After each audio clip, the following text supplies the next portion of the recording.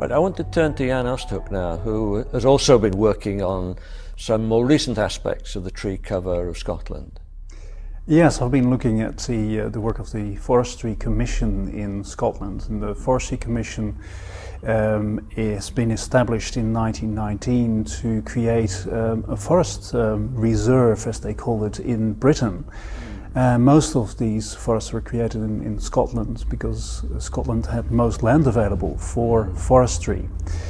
And the importance of this is that one institution, the Forestry Commission, has had an enormous impact on the landscape in Scotland during the 20th century. It's been argued that there's been the single largest change in land use in Scotland during the 20th century. As Chris mentioned before, the amount of woodland cover at the start of the 20th century was very low, in the order of about something like 4% has been estimated. At present it's about 17%, and most of it is due to the work of the Forestry Commission or subsidies given out to landowners by the Forestry Commission to plant trees. So in that respect, one single organization has been very important in the way that the landscape looks today in Scotland. So you're really drawing attention to the fact that the creation of an institution, do you think it was important that it was a state institution here, giving it enormous power?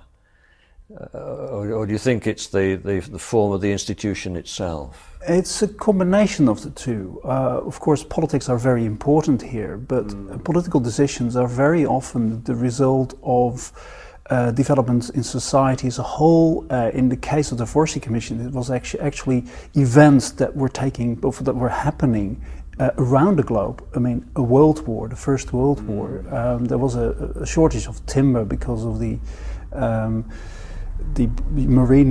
naval blockade by the Germans, and it was hard to import timber into Britain, and without timber mining was very difficult.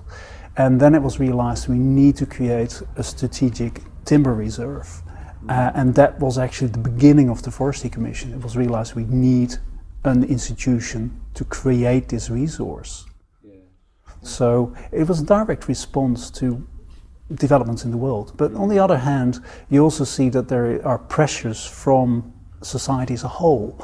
People wanted to see forests created, either for economic reasons. It brought jobs to the highlands, that was the idea, as well as for improving the landscape and the use of the land.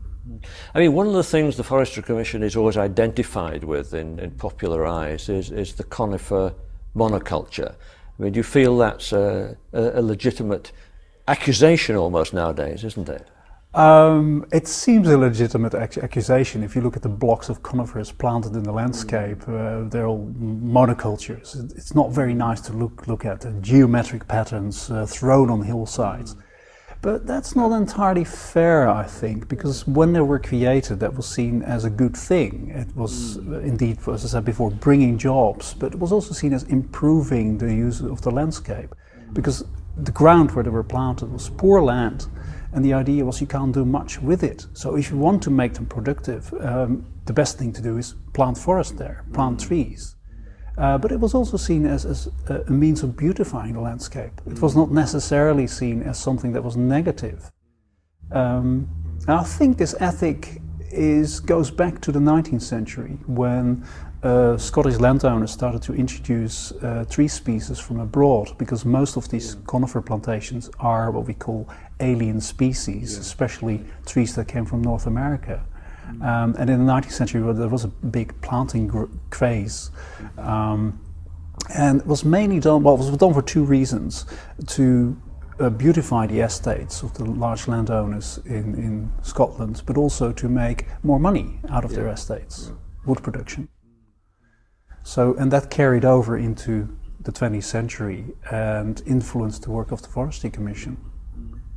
So you think it's a bit unfair to dismiss this as a sort of a fashion, which has now gone out of fashion? There's something more to it than that, is there? There is more to it, because I think that after the Second World War you can clearly see that a hard economic ethic is coming on board, with a kind of large-scale Canadian-style forestry with the coming of deep ploughing on a large scale, the use of fertilizer, a really kind of almost industrial scale forestry, which is very mechanical. And I think that is what people objected to, that it became so artificial, really became kind of creating another crop and treating it as an agricultural crop like grain. You plant the trees, you grow them as quickly as possible, and then you harvest them. And I think that's what people objected to. So it's the changing nature of the forestry as well as the changing values I think that's very much which the are case. here. Yeah. That's interesting because you've built up quite a nice periodization for us, coming from the aristocratic estates through to the first period, and then the post-war period of forestry.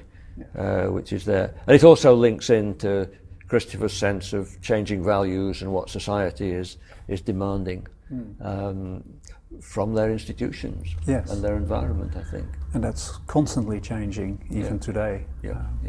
Good. Thanks, Jan. That's great.